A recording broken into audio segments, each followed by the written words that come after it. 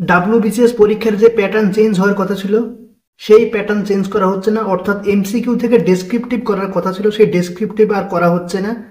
এই নিয়েই একটি নতুন গেজেট প্রকাশ করা হয়েছে, আর সেই গেজেট সম্পর্কে জানার জন্য আমাদের সর্বপ্রথম পার্সোনাল অ্যান্ড অ্যাডমিনিস্ট্রেটিভ রিফর্মস ডিপার্টমেন্টের যে অফিসিয়াল ওয়েবসাইট সেই অফিসিয়াল ওয়েবসাইটে যেতে হবে, অর্থাৎ par.wb.gov.in এই ওয়েবসাইটে যাওয়ার পর আমাদের স্ক্রল ডাউন করে নিচে যেতে হবে।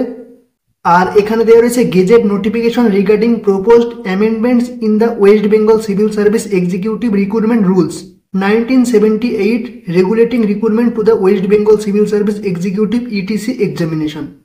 তো এখানে গেজেটটি প্রকাশ করা হয়েছে, আর এখানে ক্লিক করলে গেজেটটি ডাউনলোড হয়ে যাবে এবং আমরা দেখে নিতে পারবো যে ডাব্লিউবিসিএস এর যে সিলেবাস, অর্থাৎ যেটা ডেসক্রিপটিভ হওয়ার কথা ছিল সেটা ডেসক্রিপটিভ আর হবে না, সেটা এর আগের মতোই এমসিকিউ এর মাধ্যমে হবে। তাহলে গেজেট নোটিফিকেশনটি ডাউনলোড করে দেখে নেওয়া যাক। আর এটা হচ্ছে দ্য কলকাতা গেজেট, এবং এই গেজেটটা পাবলিশ করা হয়েছে এবং এই গেজেটের মাধ্যমে বলা হচ্ছে যে ডাব্লিউবিসিএস এক্সামটি এমসিকিউ প্যাটার্নেই হতে চলেছে। আর এই গেজেটটা প্রকাশ করা হয়েছে 17/6/2025 তারিখে। আর এখানে বলা হচ্ছে government of West Bengal personal and administrative reforms department, সেটা এখানে বলে দেওয়া রয়েছে। আর ডাব্লিউবিসিএস এর প্রিলিমিনারি এক্সামিনেশনের বিষয় এখানে দেওয়া রয়েছে, অর্থাৎ আগের মতোই হবে ডাব্লিউবিসিএস এর প্রিলিমিনারি এক্সাম। আর এখানে বলা হচ্ছে the preliminary examination will consist of only one paper, a paper on general studies, অর্থাৎ শুধুমাত্র একটি পেপারই হবে প্রিলিমিনারি এক্সামের ক্ষেত্রে, সেটা এখানে বলা হচ্ছে। আর প্রিলিমিনারি এক্সামের কোশ্চেন প্যাটার্ন হবে 200টা এমসিকিউ কোশ্চেন এবং সময় থাকবে 2.5 ঘন্টা, অর্থাৎ আগের নিয়মেই পরীক্ষাটি হতে চলেছে, সেটা এই নোটিশের মাধ্যমে বলা হয়েছে। আর এখানে এক্সাম লেভেলের বিষয় দেওয়া রয়েছে গ্রাজুয়েট লেভেল, অর্থাৎ এক্সাম লেভেল হবে গ্রাজুয়েট লেভেলের এক্সাম। আর কোন কোন সাবজেক্ট থেকে কত নাম্বার থাকবে প্রিলিমিনারি এক্সামিনেশনে সেটাও এখানে দেওয়া রয়েছে। ইংলিশ কম্পোজিশন থেকে 25 নাম্বার থাকবে, জেনারেল সায়েন্স থেকে 25 নাম্বার থাকবে, current events of national and international importance থেকে 25 নাম্বার থাকবে, হিস্টোরি অফ ইন্ডিয়া থেকে 25 নাম্বার থাকবে, geography of India with special reference to West Bengal থেকে 25 নাম্বার থাকবে।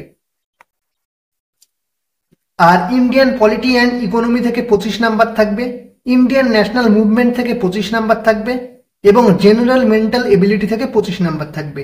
এইভাবে টোটাল 200 নাম্বারের পরীক্ষা হবে, অর্থাৎ আগের সিলেবাস অনুযায়ী পরীক্ষা হবে।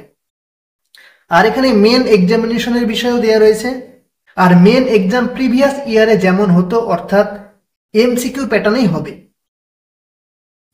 আর এখানে 6 কম্পালসারি পেপারসের বিষয়ও দেওয়া রয়েছে, paper 1, paper 2, paper 3, paper 4, paper 5 এবং পেপার 6। আর এখানে পেপার 1 থেকে পেপার 6 পর্যন্ত সমস্ত পেপারের বিষয় দেওয়া রয়েছে। যে পেপার 1 যেটা, সেটা বেঙ্গলি বা হিন্দি বা উর্দু বা নেপালি বা সাঁওতালি, অর্থাৎ একটি ল্যাঙ্গুয়েজ পেপার হবে। পেপার 2 অর্থাৎ ইংলিশ ল্যাঙ্গুয়েজের উপর পেপার হবে। পেপার 3 জেনারেল স্টাডিজ, যেটা ইন্ডিয়ান হিস্ট্রি এবং জিওগ্রাফির থেকে থাকবে কোশ্চেন। পেপার 4 জেনারেল স্টাডিজ 2, যেটা science and technology, environment, general knowledge and current affairs থেকে থাকবে। পেপার 5 পলিটি এবং ইকোনমি থেকে থাকবে। আর paper 6 arithmetic and test of reasoning থেকে থাকবে।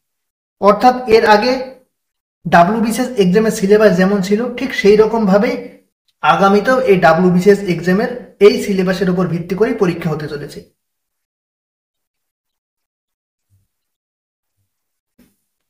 আর গ্রুপ এ এবং গ্রুপ বি পোস্টের ক্ষেত্রে যে সমস্ত অপশনাল সাবজেক্টগুলি নিতে পারবে সেই সমস্ত অপশনাল সাবজেক্টগুলির লিস্ট এখানে দেওয়া রয়েছে। অর্থাৎ এখানে টোটাল 38টি সাবজেক্টের লিস্ট এখানে দেওয়া রয়েছে।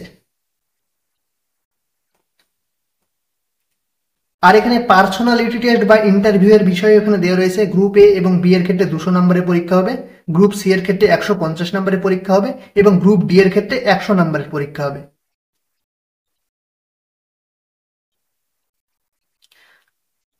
আর টোটাল কত নম্বরের পরীক্ষা হবে সেটাও এখানে দেওয়া রয়েছে। অর্থাৎ প্রিভিয়াস ইয়ারে ডাব্লিউবিসিএস এক্সাম যেমন এমসিকিউ প্যাটার্নে হতো ঠিক সেই রকম এমসিকিউ প্যাটার্নেই হতে চলেছে। আর এটা কলকাতা গেজেট পাবলিশ করে অফিসিয়াল ভাবে সকলকে জানিয়ে দেওয়া হলো। তো এটা হচ্ছে ফুল অফিসিয়াল নোটিফিকেশন। আর এই নোটিফিকেশনটি ডাউনলোড করার জন্য অফিসিয়াল ওয়েবসাইটে গিয়ে করতে পারো, কিংবা আমার ভিডিওর ডেসক্রিপশনে লিঙ্ক থাকবে, সেখান থেকে সকলে ডাউনলোড করে দেখে নেবে। তো এটাই ছিল আজকের আপডেট। আর ভিডিওটি ভালো লেগে থাকলে লাইক, কমেন্ট, শেয়ার এবং চ্যানেলটি অবশ্যই সাবস্ক্রাইব করে দিয়ে পাশে থাকা বেল আইকনে প্রেস করে রাখবেন এইরকম নিত্য নতুন আপডেট পাওয়ার জন্য। ভিডিওটি পুরোটা দেখার জন্য ধন্যবাদ।